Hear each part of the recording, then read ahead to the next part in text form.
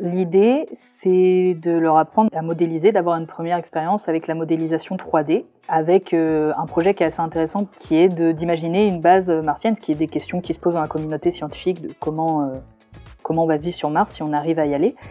En fait, on va partir d'un plan qu'on a dessiné avec un binôme en 2D d'une base de Mars. On a chacun un bâtiment et de le reproduire sur Tinkercad pour l'imprimer en 3D.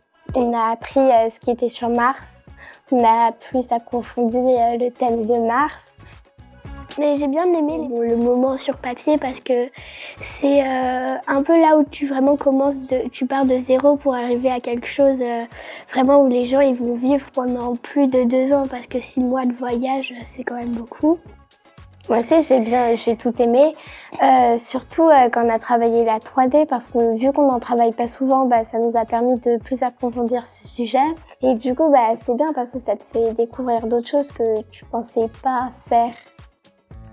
L'idée, c'est vraiment que ça vienne d'eux et qu'on ne vienne pas leur imposer, de dire « bon, voilà ce que ça sera votre base sur Mars, essayez de faire comme ça ».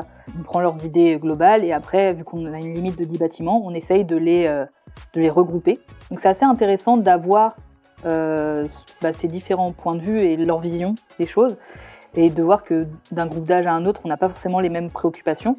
Aussi, de remarquer qu'il y en a plein qui pensent déjà à comment on récupère les énergies, tout ça, qui sont déjà assez formés, qui ont déjà une réflexion là-dessus. C'est assez intéressant.